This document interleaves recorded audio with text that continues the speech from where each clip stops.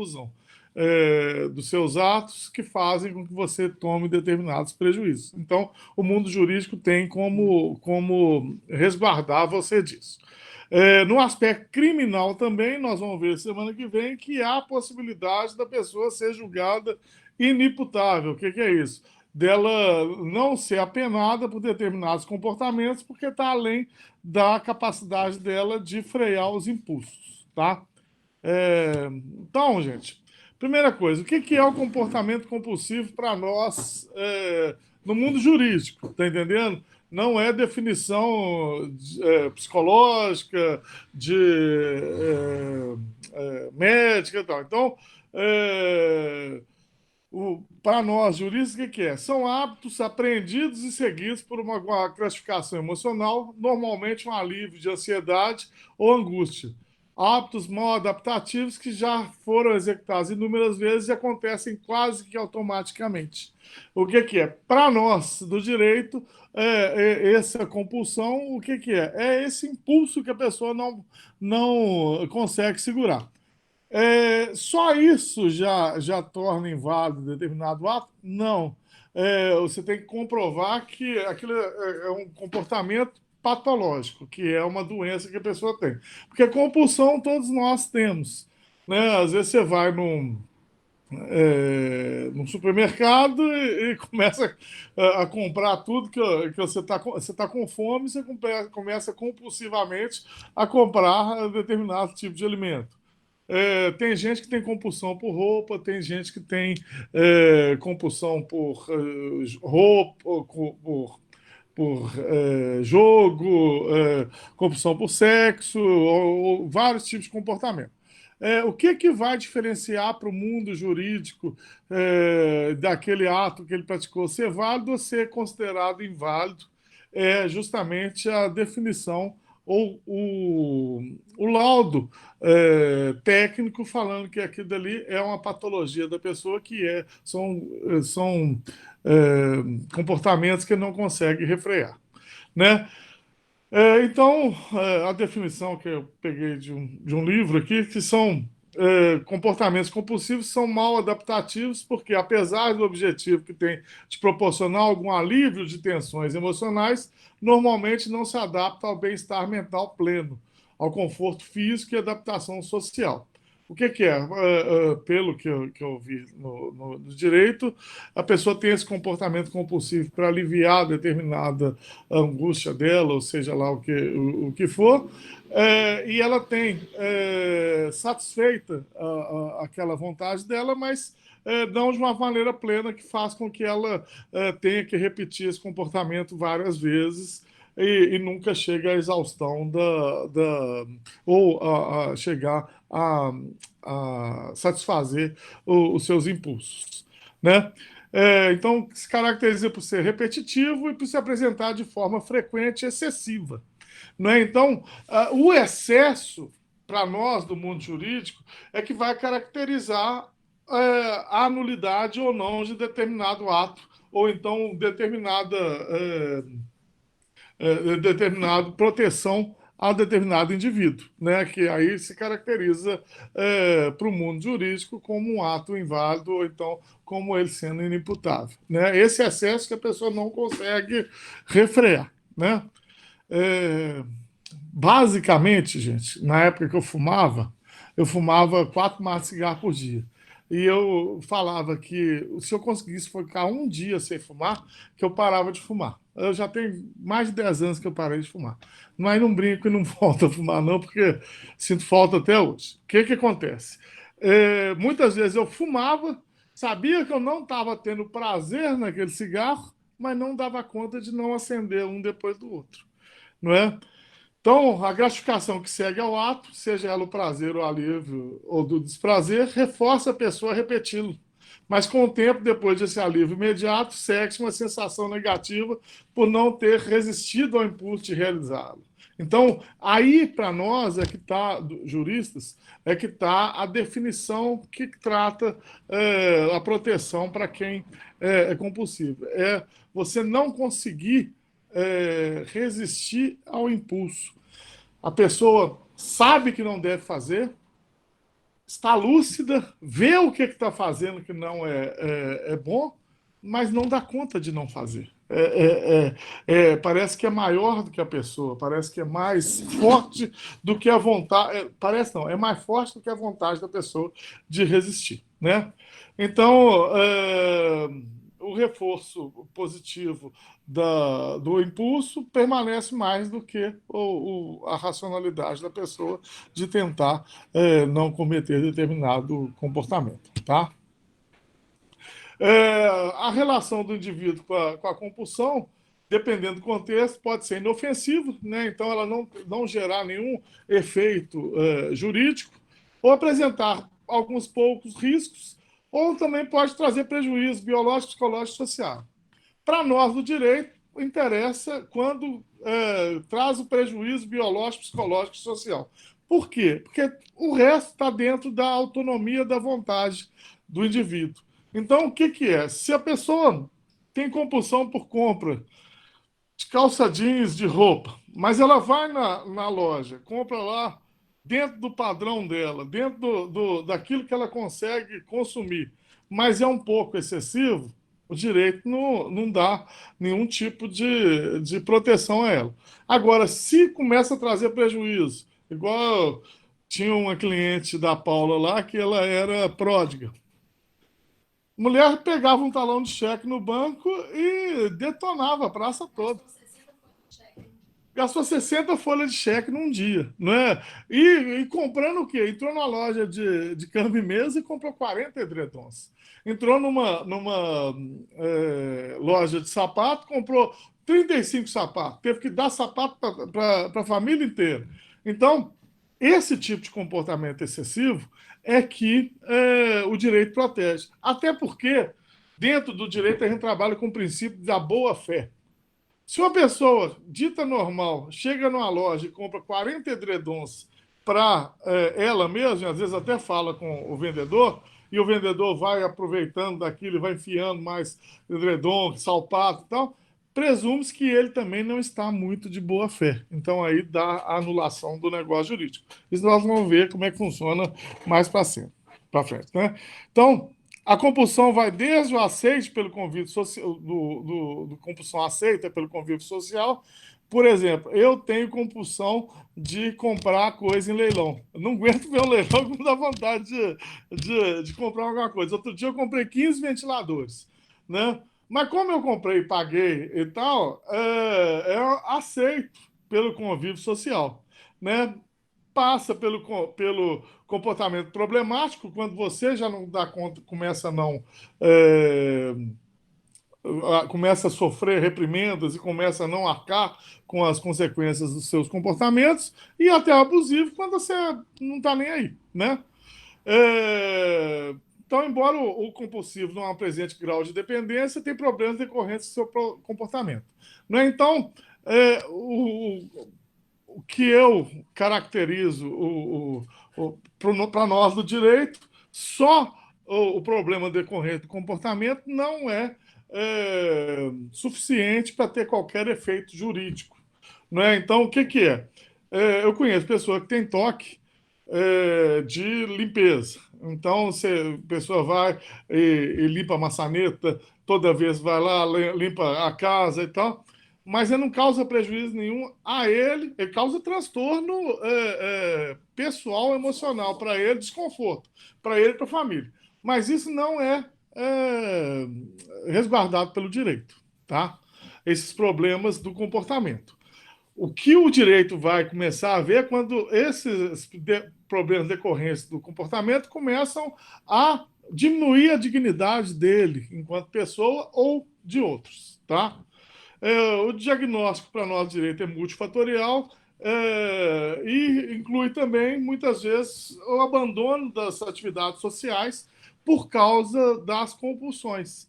Não é que é uma coisa que é levada em conta e que no diagnóstico e nos laudos que a gente vê de referentes a transtornos compulsivos para a área do direito é o isolamento e o abandono das atividades sociais. É bem comum. A pessoa que é compulsiva de jogo entra para um bingo às 9 horas da manhã e passa 3 dias dentro do bingo. Entra para um cassino, passa 2 dias lá. Sai para o shopping para fazer compra, não consegue sair do shopping enquanto o talão de cheque não terminar, ou então enquanto as lojas não começaram a restringir o crédito.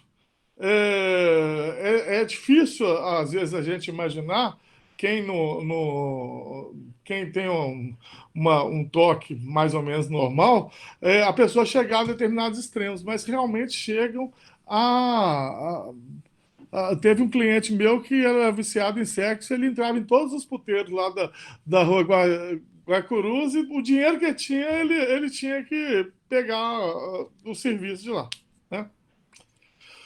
É, então, a abordagem dos efeitos jurídicos decorrentes de uma doença de compulsão, que, de acordo com as pesquisas recentes, afeta cerca de 5% da população brasileira, tem comportamento compulsivo, lesivo, que pode ser protegido pelo direito. Tá? Então, não é que 5% da população só que tem toque, ou então tenha qualquer tipo de comportamento compulsivo, não. É que 5% desses chegam a causar transtornos jurídicos, de afetar patrimônio, de afetar a vida social, de afetar a integridade física da pessoa. Né? Um dos mais comuns no mundo jurídico é a oniomania, que é a compulsão por compras, né, e a dependência química pelo uso de drogas. Tem também o jogo, tem também o sexo, tem várias outras. Mas o mais comum que a gente vê direto é isso, que é a oniomania, que também a gente chama de prodigalidade, né, que é a pessoa que gasta sem qualquer limite.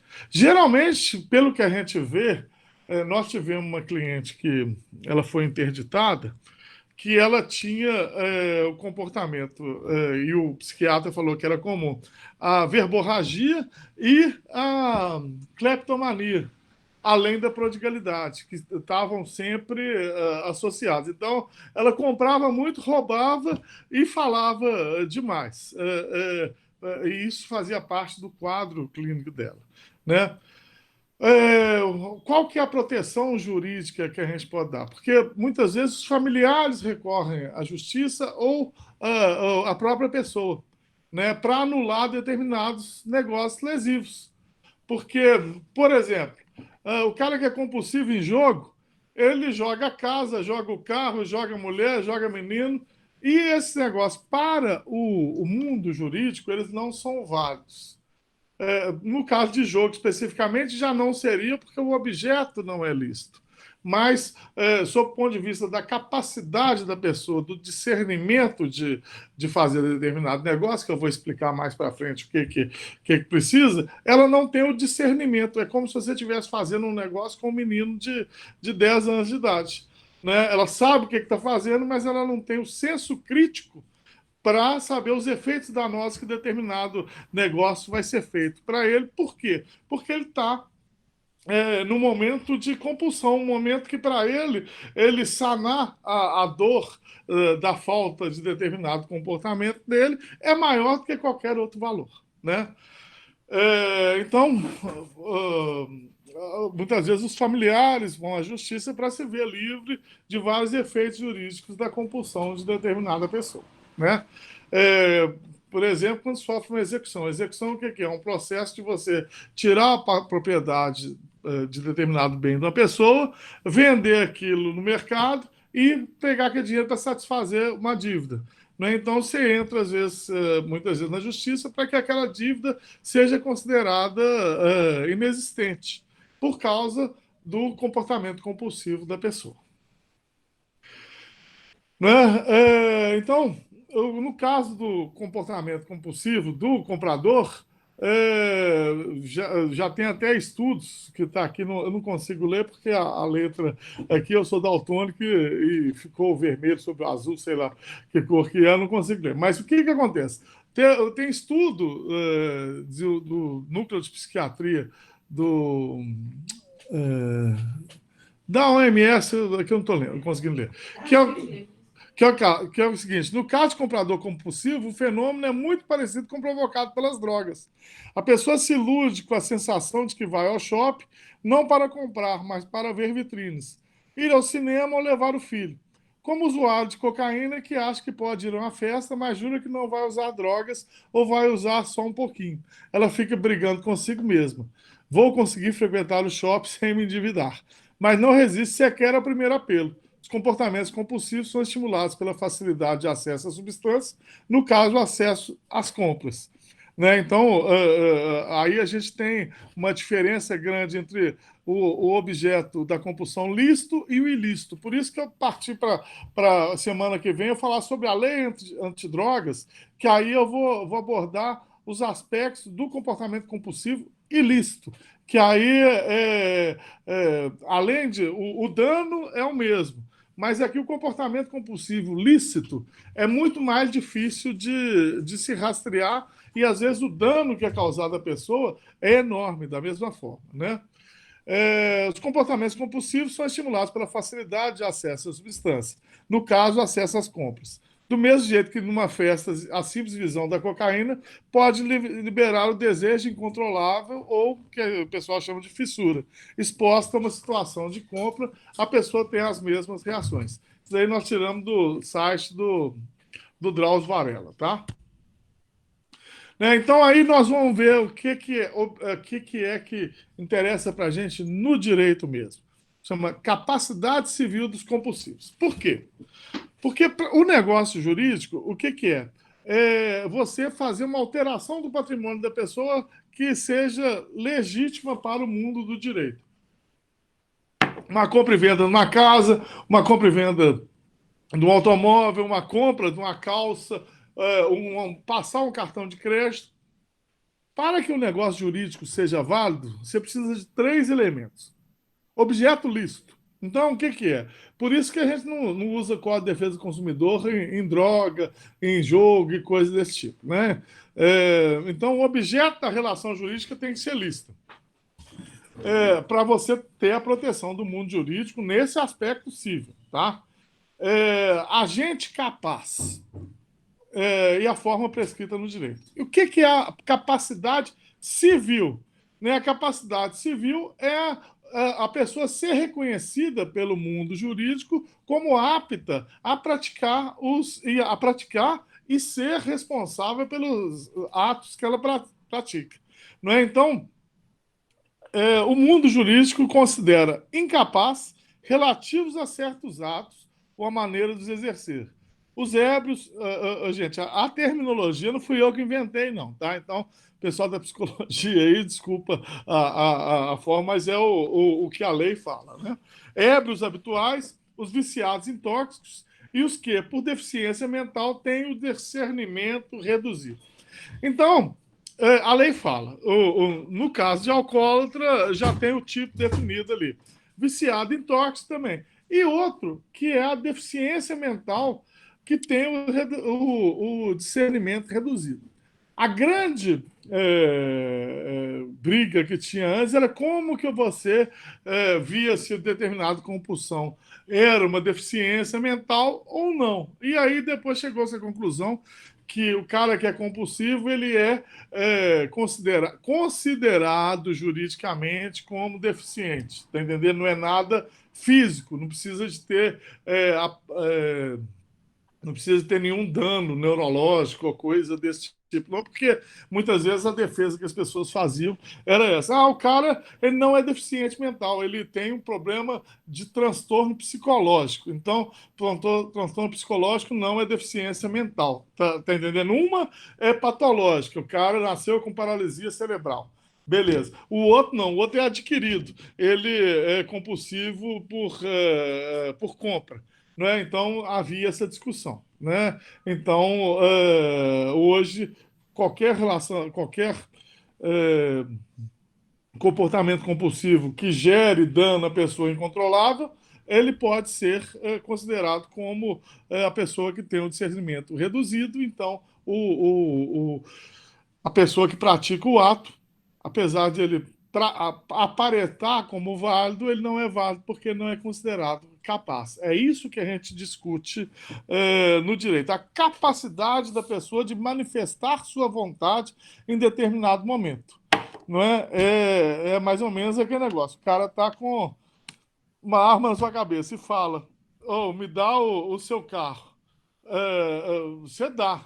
Agora, você está com a capacidade de discernimento é, efetiva? Não, está reduzida. Por quê? Porque você foi reduzido pela violência a não ter como manifestar sua vontade autonomamente. Da mesma forma, se você tem qualquer tipo de comportamento compulsivo, que é superior à sua capacidade de discernimento, através de laudo e tal, você pode atestar que determinado negócio jurídico não é válido. Né? Você vende, você vai estar julgando, você põe uma fazenda de 10 milhões num jogo que vale e perde ela apostando por causa de 20 mil, 50 mil reais.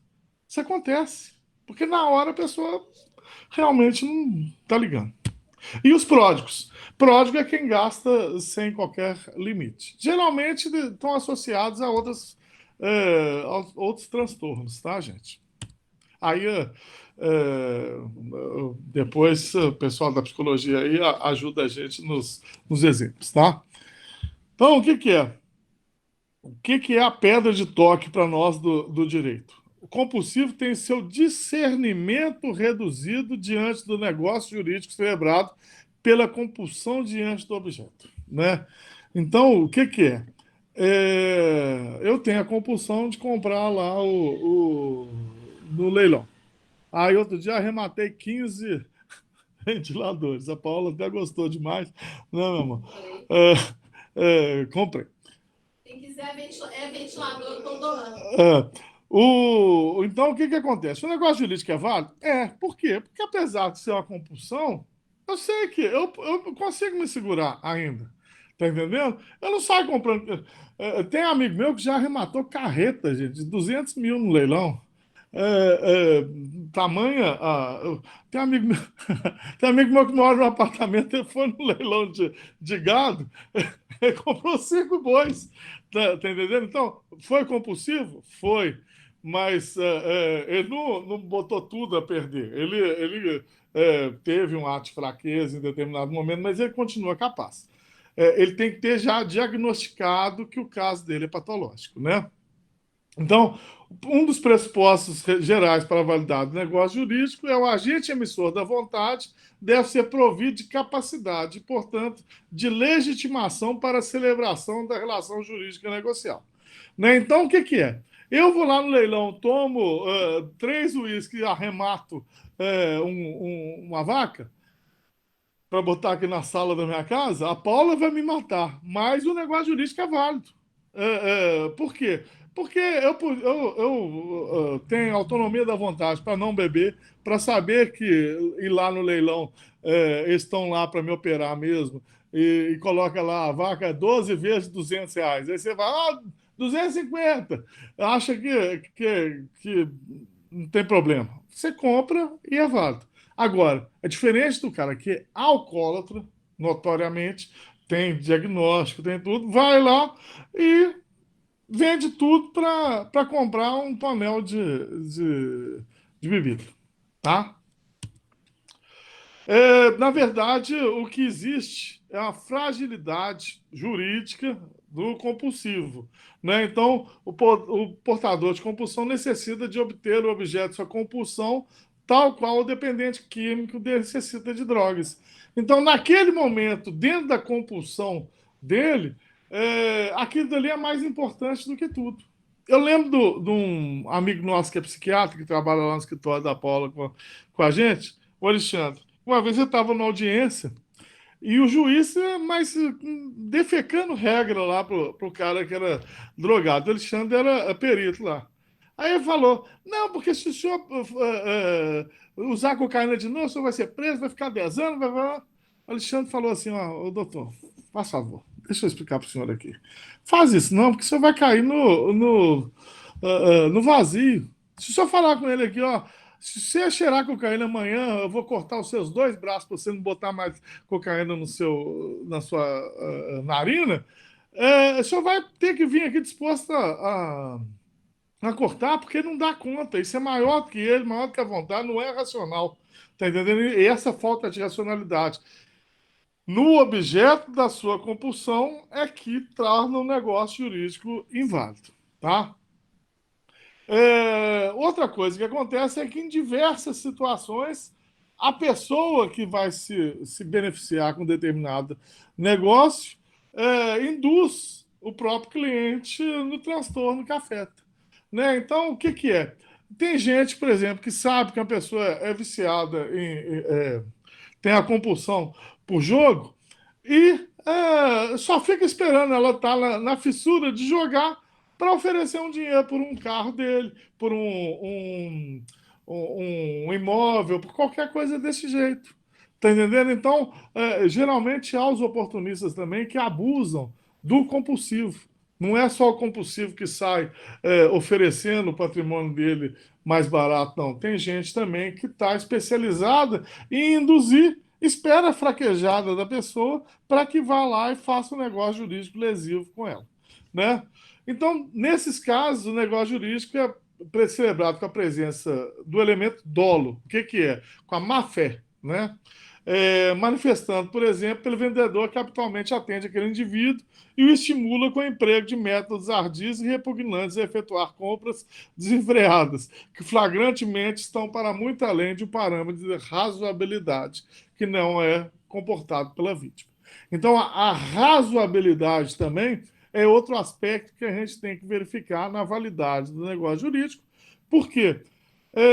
Porque o compulsivo ele sai do padrão completamente. Ele sai da casinha, ele mostra a que veio,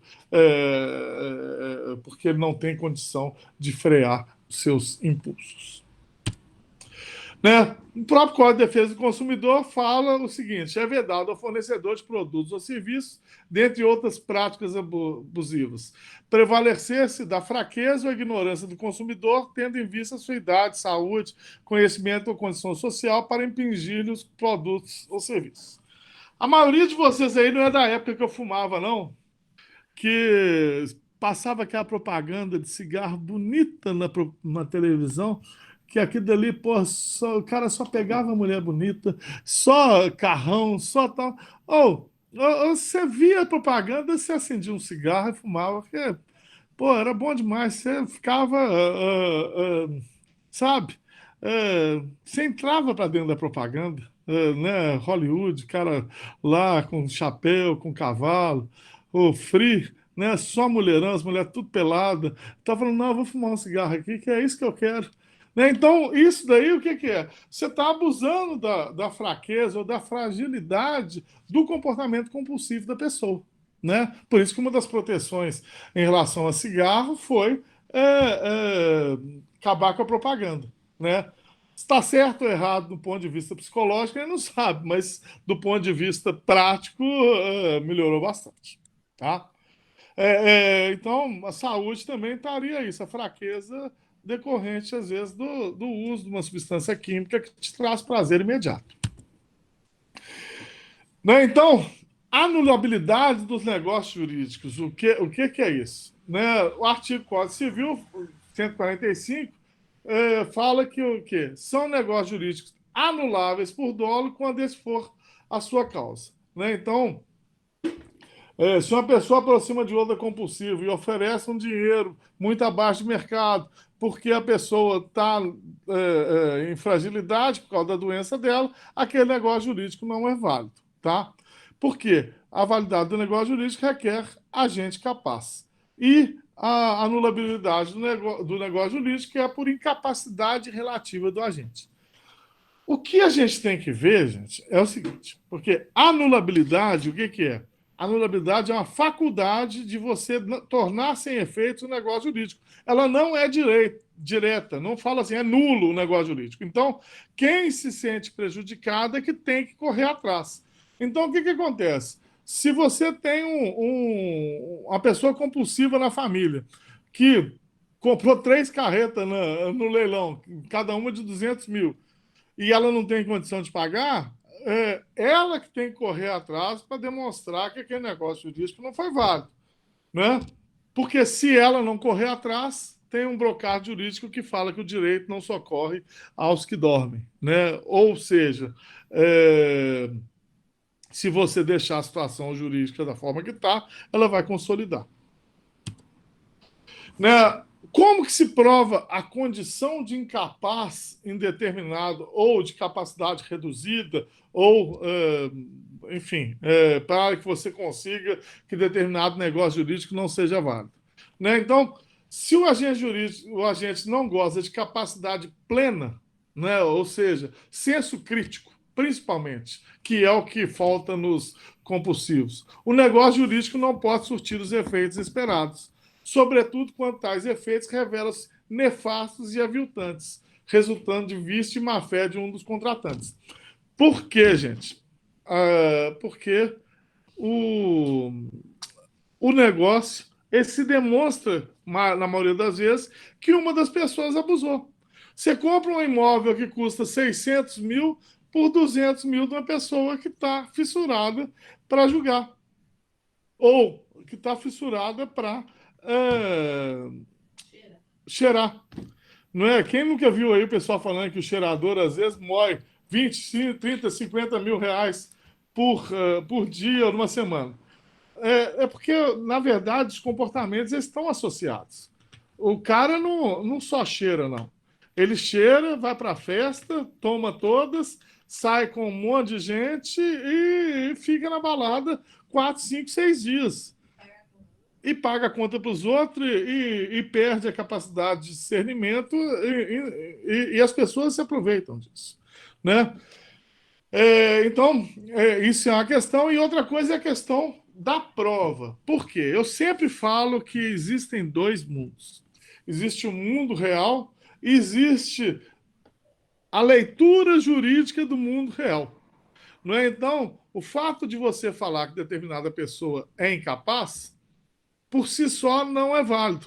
Você tem que fazer a prova. A prova o que é? O reconhecimento do mundo jurídico de que aquela situação de fato é realmente existente para o mundo jurídico. Não é? Então o que é? Você é compulsivo. Mas se você não tem tratamento nenhum, se você não tem um laudo de um psicólogo, de um psiquiatra, de um profissional da saúde que consiga atestar a sua patologia, então, para o mundo jurídico, você é capaz só porque você atingiu determinada idade. Né? Então, o diagnóstico geralmente é facilmente obtido pelos profissionais de saúde, né? Talvez nós que somos de outra área, a gente não consiga identificar os sinais claros de determinada patologia compulsiva. Mas para os profissionais de saúde, fica claro. Eu lembro do caso dessa moça que comprou 40 edredons, que o médico falou: ó, é comum nesse tipo de comportamento a prodigalidade, a cleptomania, a verborragia, isso. E a mulher tinha todos. Não ao mesmo tempo, mas tinha histórico de gente que ia na casa dela, ela roubava a bolsa das pessoas, tinha histórico de que ela muitas vezes passava 4, 5, 6 horas falando com as pessoas, tinha histórico dela de fazer essas compras com 60 folhas de cheque num dia só. Né? Então, para que a gente concilie o mundo jurídico com o mundo ideal, né, a segurança jurídica, para os magistrados e para as pessoas, o comportamento tem que estar atestado pelos profissionais de saúde, inclusive definindo um marco de validade dos negócios feitos pela pessoa. Né? Então, por exemplo, eu tenho compulsão por jogo. Mas aí eu fui no negócio que não tinha nada a ver com Eu não tenho compulsão por jogo, não, tá, gente? Eu estou só dando exemplo. Então, eu vou num outro negócio que é uma cervejaria. Não sou alcoólatra nem nada. E vou lá e arremato 50 cervejas, isso não tem nada a ver com a minha compulsão. Tá? Então, os próprios profissionais de saúde vão falar exatamente o que a pessoa pode ou não manifestar à vontade. Inclusive, há diversos níveis de interdição, né, da pessoa. Às vezes a pessoa também ela fica semi-capaz ou completamente incapaz, né, dependendo do que os profissionais de saúde percebem. Né?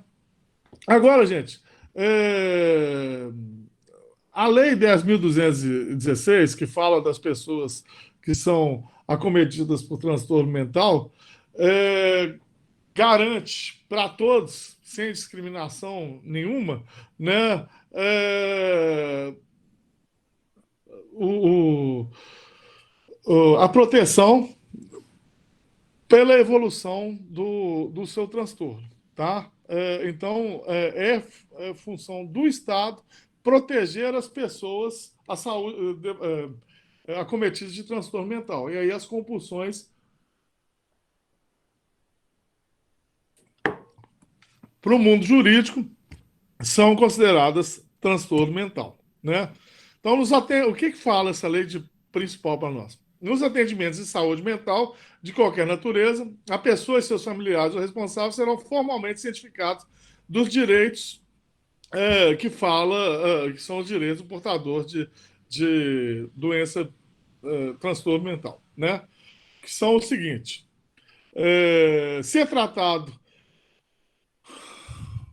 com respeito, normalidade, com, no, com o interesse exclusivo de beneficiar a sua saúde, visando alcançar a sua recuperação pela inserção na família, no trabalho e na comunidade. Então, é isso que muitas vezes as pessoas é, criticam as casas de internação, e aí a gente tem que ver a lei fala muito bem, né? Visando alcançar a sua recuperação pela inserção na família, no trabalho e na comunidade. Inserção na família.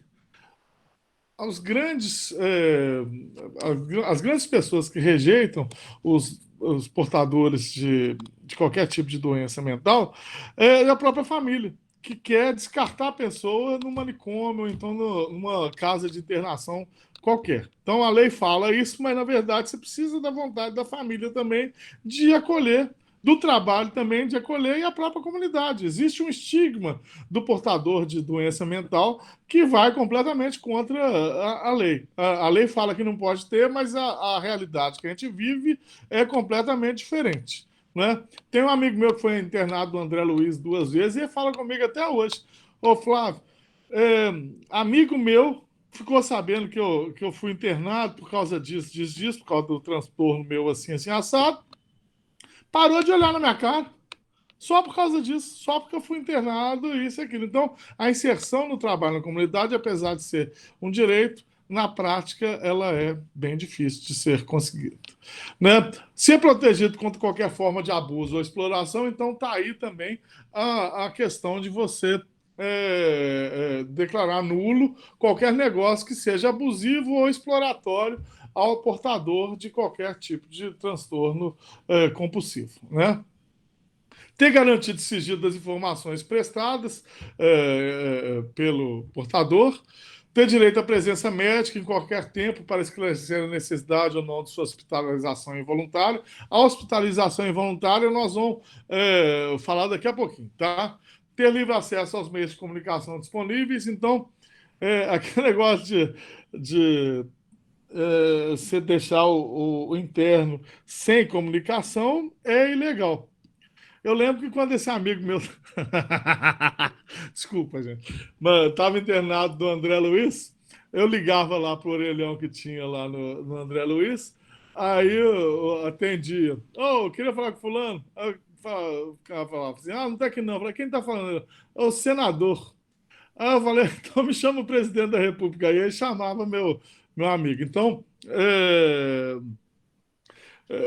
os meios de comunicação têm que estar disponíveis para que a pessoa até consiga restabelecer os laços, tá? Desculpa a risada aí, mas é porque foi engraçado na época lá, né? Recebeu o maior número de informações a respeito de sua doença, de seu tratamento.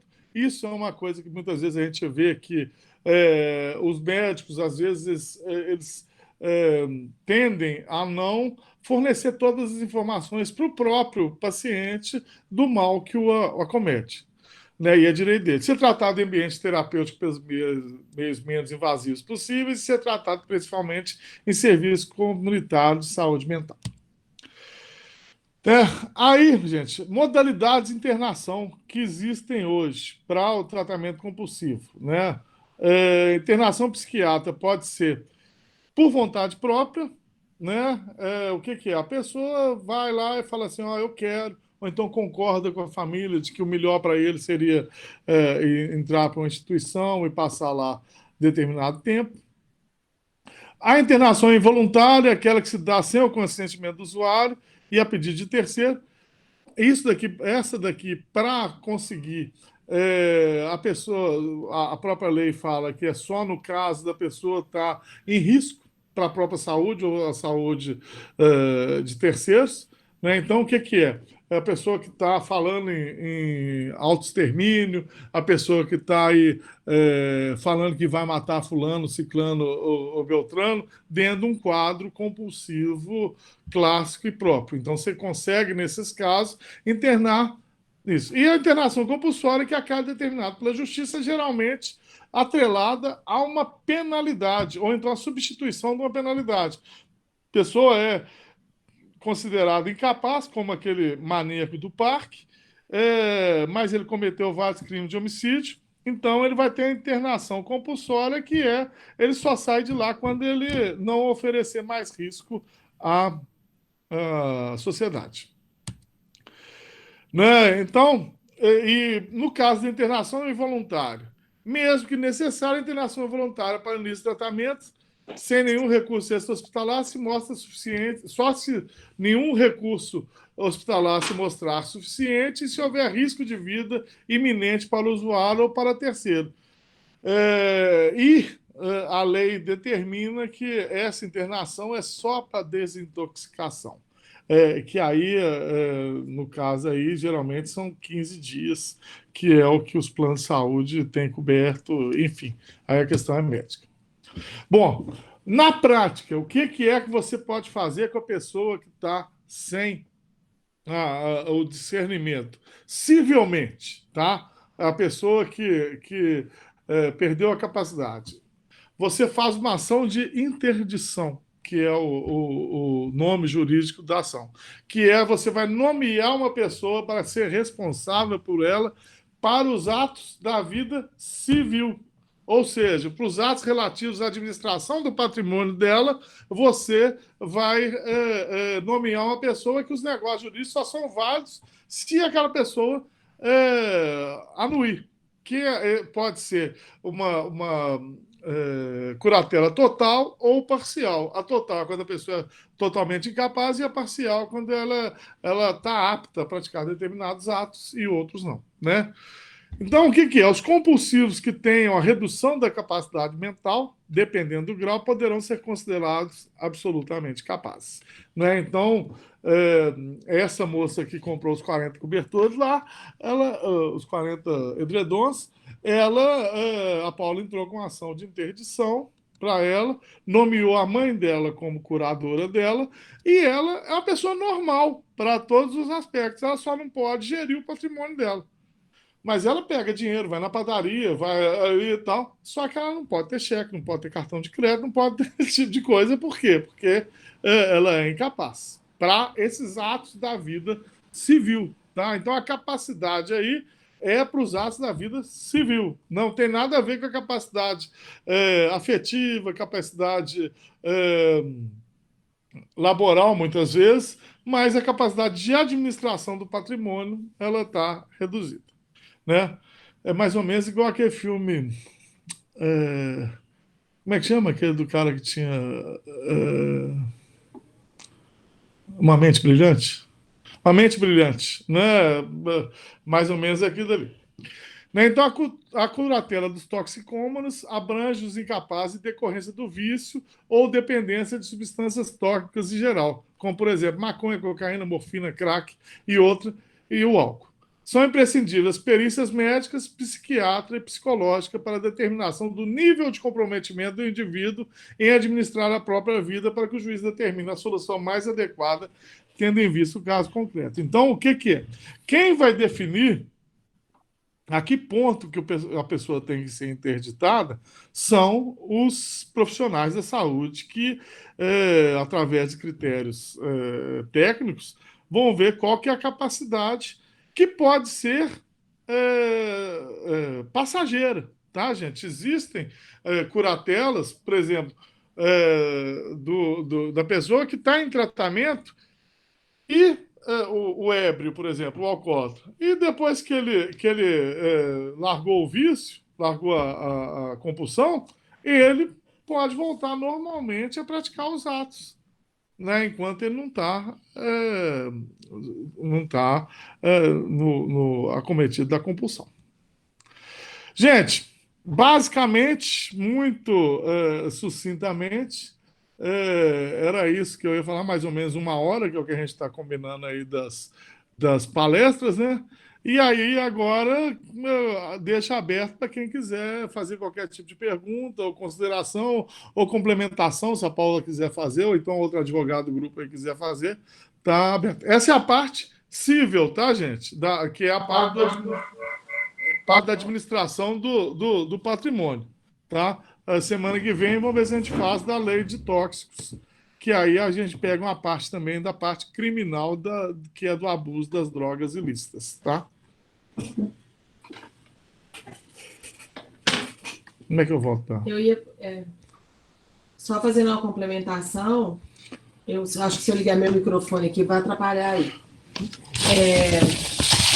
Só complementando a questão da responsabilidade do interditado, da pessoa que está incapaz, né, circunstancialmente, existe uma responsabilização do responsável legal por essa pessoa. Então, se eventualmente essa pessoa venha a realizar algum ato jurídico na esfera civil, obviamente, nós não estamos falando da questão criminal ainda.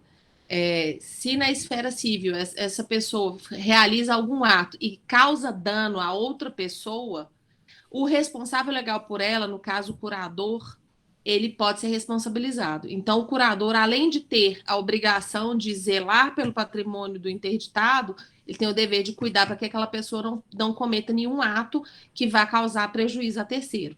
Porque esse prejuízo causado a terceiro pode ser responsabilidade do curador. Ele pode responder, inclusive, com o patrimônio pessoal dele, no caso do interditado causar algum tipo de dano. Só complementando o que o Flávio falou. Bom, gente, era isso.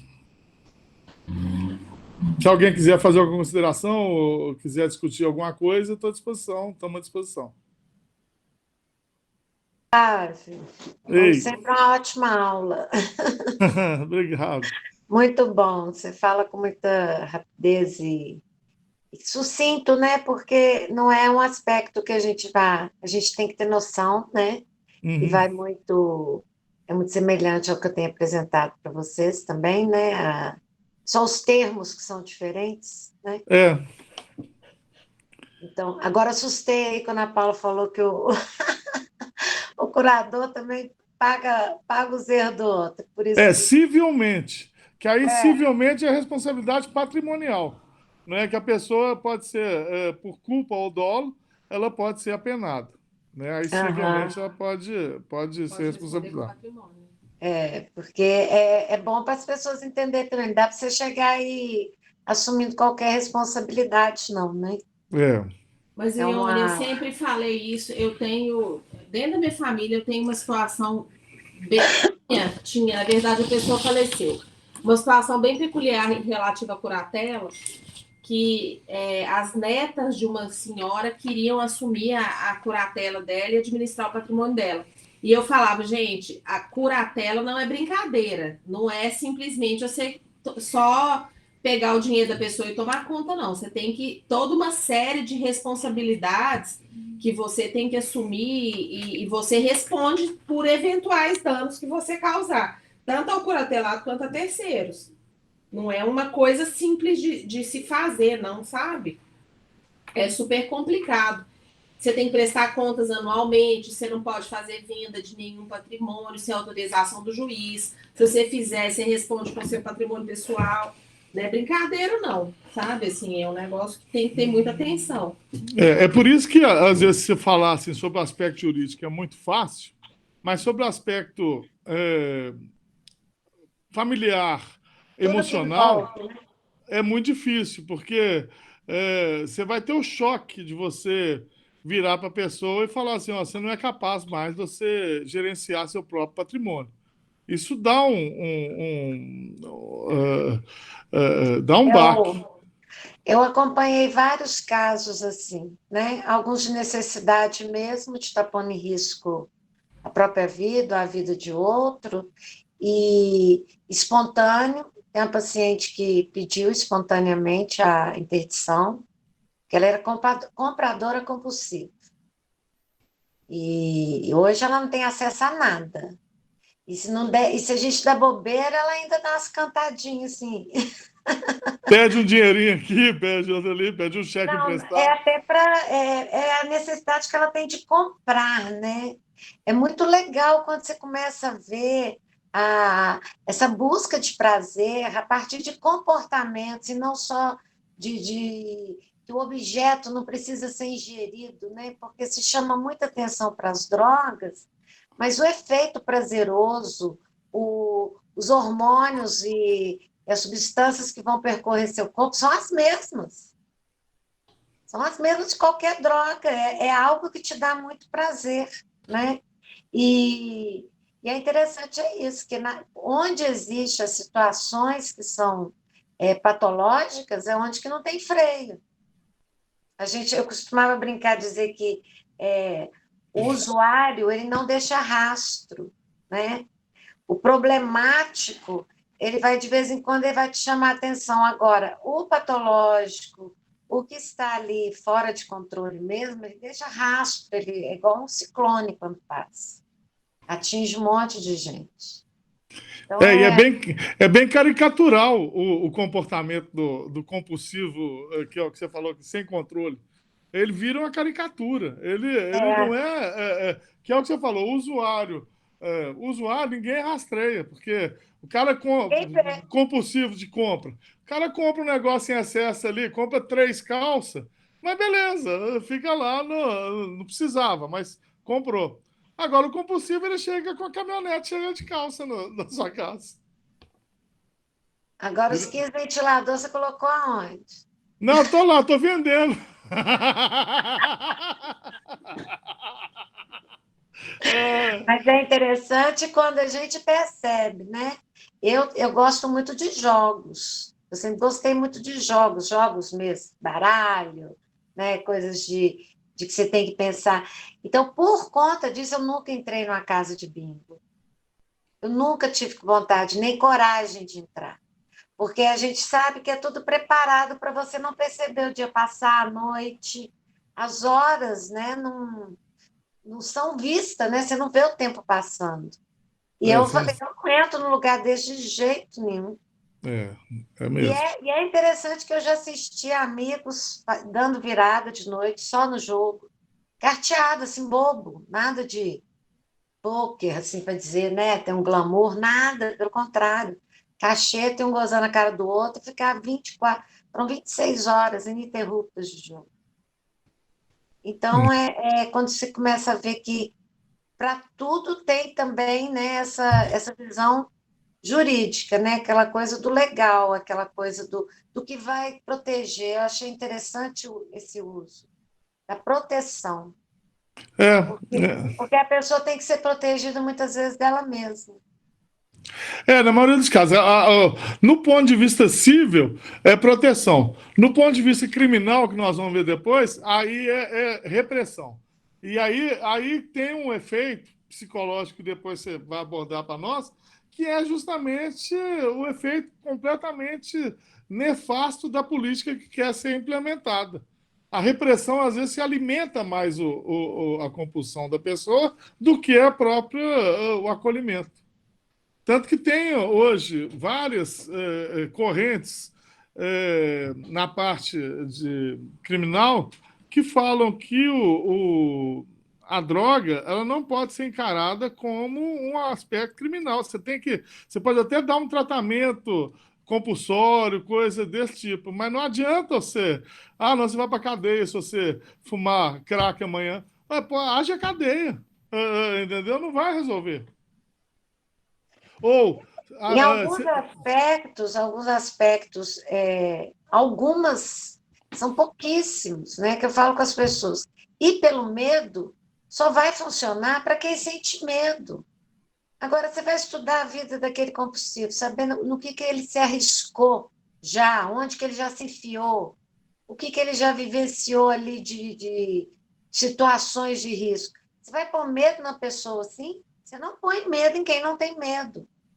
Agora, tem uns que uma situação de medo já é suficiente para cortar aquele comportamento. É. Tem outros não, que se arriscam, inclusive assim, de conflitos familiares, né? Porque não se controla ali no meio familiar, vai roubar do mesmo jeito, sabe? Ele vai perder totalmente a noção, vai se expor de uma forma que vai pôr em risco tudo, seja pelo sexo, seja pelo jogo, seja pelas drogas. Toda compulsão leva a pessoa a não pensar em consequências, né? Dependendo do grau de patologia que aquela pessoa já vive. Mas muito bom, Flávio, muito bem Obrigado. exposto. Ficou bem claro. Para quem não é do direito, ficou bem claro. É isso aí, Amarildo. Pessoal, alguém mais? Fiquem à vontade aí. Oi, Fernando, desculpa ter te cortado. Fica à vontade, tá? Eu tenho uma pergunta para o Flávio aí com relação à internação compulsória, que ele falou. Eu acho que eu viajei um pouco aqui na maionese e perdi um pouco disso. E a internação, a diferença, na verdade, da internação compulsória para involuntária. Voluntária. A internação compulsória ela é determinada pelo juiz sem prazo.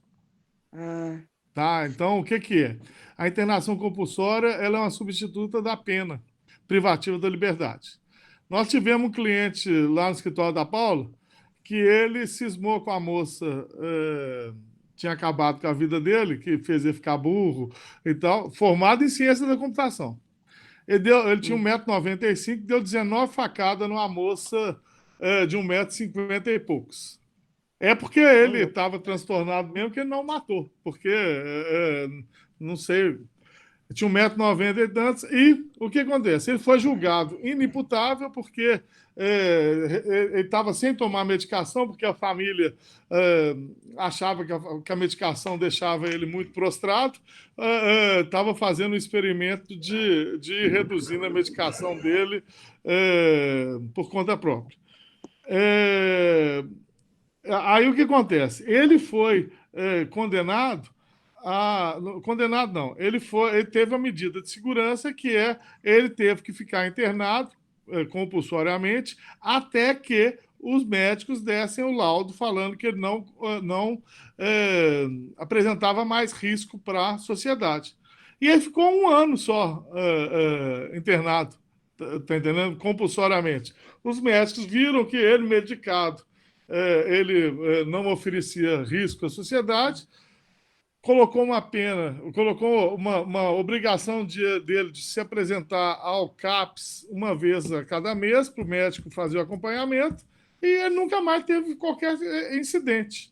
Então, essa é a compulsória. A involuntária, o que é? Você sabendo que determinada pessoa está oferecendo risco a si própria ou a terceiro, né? Então, o que é? A pessoa está falando em autoextermínio. Até um pouco comum. Então, você consegue fazer a internação involuntária dela. Até o plano de saúde, se você chamar, o pessoal já vem, já pega e já recolhe. Só que a internação involuntária pela própria lei, é só pelo período de desintoxicação ou pelo período que o médico acha que ser medicando que ele vai voltar à atividade normal, que aí geralmente são 15 dias. Tem gente que fica até mais tempo, mas aí o médico vai ter sempre que estar justificando que ele ainda oferece risco a si mesmo ou a terceiro. Tá entendendo? Entendi, mas, por exemplo, a involuntária, ela não precisa da intervenção jurídica, por exemplo. Não, não. Ela é É só o o quê? médico Você trabalha. diagnosticar, e, O no médico caso, é mesmo que já vai suficiente. dar o laudo. Esse Ah, amigo nosso, que é uma situação até engraçada, porque é o seguinte: convenci o cara estava usando alguma substância que eu não lembro o que era. Convenci ele, falei, ô fulano, aqui, ó, você está na situação assim, assim, assado, tá, tá, tá. Vamos lá internar no André Luiz, para você dar uma limpada no corpo, e pá, pá, pá, pá. Aí falou, beleza, passa aqui amanhã que hoje eu vou despedir da minha namorada e tal. Chegamos lá na casa do cara, 7 horas da manhã. Aí ele já estava assim, não, eu não vou não, porque eu tô bem e tal. Eu falei, não, agora você vai. Chegou lá, ele entrou lá para falar com o médico, depois de 1 hora e meia, o médico me chama, me dá aquele esporro. Aí eu falei, o que houve, doutor? Ele falou assim, não, nós aqui do André Luiz, nós temos um padrão ético de comportamento que a gente não interna os outros assim do jeito que você está pensando, não. Aí eu falei, como assim? Ele falou, não, é porque o fulano aqui está falando que o senhor falou para ele internar porque ele teve um incidente anteontem que ele bateu em 3 pessoas, que ele capotou o carro e tal, e para ele fugir dos processos. Aí eu olhei pro cara e falei, bicho, pode liberar ele que o tratamento dele vai começar aqui na porta do hospital agora. Você pode deixar. Aí, a hora que entrou o pai dele também e tal, aí quando foi falar, aí o pai contou, eu contei o que estava acontecendo e tal, aí o médico falou, não, então pode deixar que eu estou vendo aqui que o caso dele é internação involuntária mesmo, porque ele tinha batido em tantas pessoas, ele tinha capotado o carro, ele tinha chamado a polícia para porrada, tinha isso tudo. O caso dele está colocando em risco ele e a família. E de lá ele já ficou internado no André Luiz. Ficou 15 dias. Medicado lá, o médico acho que já falou que estava bom. Mas, então, o médico reteve ele sem precisar de qualquer autorização judicial. É mais ou menos a intervenção que o médico faz hoje no direito, está bem claro, que é o seguinte. O caso tem algum testemunho de Jeová aqui? Não, né? Se tiver, desculpa, não é nada crítica à religião de ninguém, não. Os testemunhos de Jeová não aceita transfusão de sangue. Então, o médico tem que respeitar a vontade da pessoa até que ela não consiga mais manifestar sua vontade. Então, o que é? Enquanto a pessoa está podendo falar, ele não faz a transfusão de sangue. A hora que ela desmaia, o médico é obrigado a fazer a transfusão de sangue, porque ele tem que fazer tudo para salvar a vida da pessoa. Tá? Então, essa é a diferença do voluntário, do involuntário para o compulsório. Ah, sim, entendi. Entendeu? Obrigada aí, Flávio. Agora É eu isso. entendi. Prazer.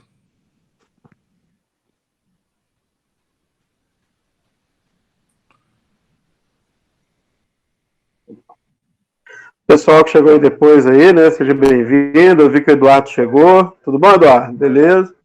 Pessoal que entrou aí, quem tiver mais perguntas aí, pode ficar à vontade, gente. A gente está aqui justamente para aprender, né? E para poder discutir aí o que tirar nossas dúvidas, né? Ver o que a gente precisa ou não aí, para poder complementar o nosso estudo. Eu acho que a mensagem fundamental aí para todo mundo que vai trabalhar com acolhimento é saber que vários dos problemas jurídicos que a pessoa causa, a gente pode reverter. Tá entendendo? É isso que você tem que ter em mente quando você for abordar a pessoa aqui, ó. Seu problema tem solução aí também. E no caso das internações, que muitas vezes a gente precisa de sensibilizar o médico para a internação involuntária de que a pessoa está correndo risco de vida, ou então oferecendo risco de vida para os outros. Isso é que é a pedra de toque para você conseguir uma internação. Juridicamente falando, tá?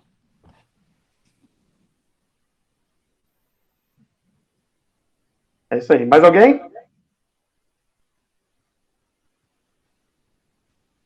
Ô, Flávio, então, pelo visto, foi bem claro aí, né? Eu acho que O grupo está à disposição, de repente o pessoal tiver alguma dúvida, né, pode debater no grupo, colocar as perguntas, né, e a gente vai continuando aí durante a semana, né, esse assunto aí, né. Agradecer a você aí mais uma vez, né, mais uma apresentação aí bacana para o nosso grupo, né, então, assim, a gente vai construindo aí um conhecimento para a gente poder atacar aí em breve, certo?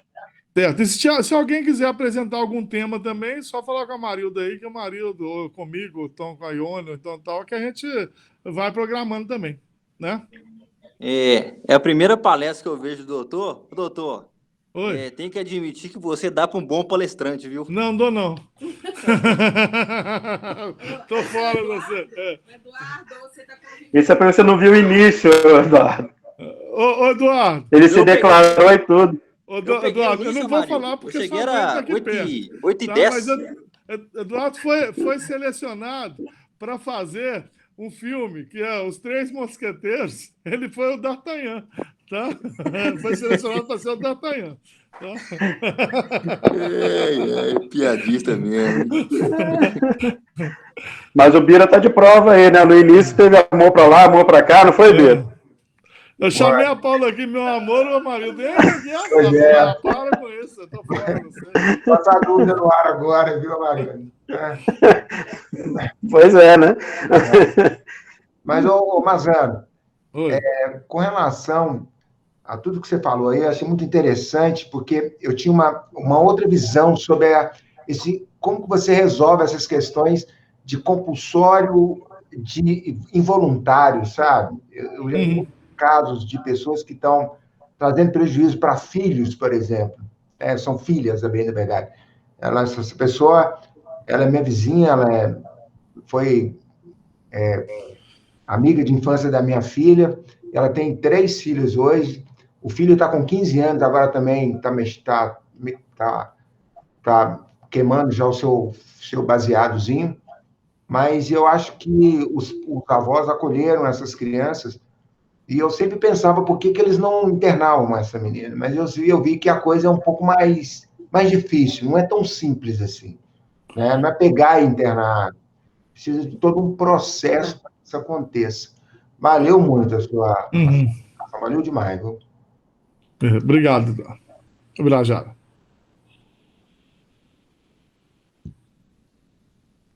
Fernando já falou, Juliana tá quietinha. Ivna.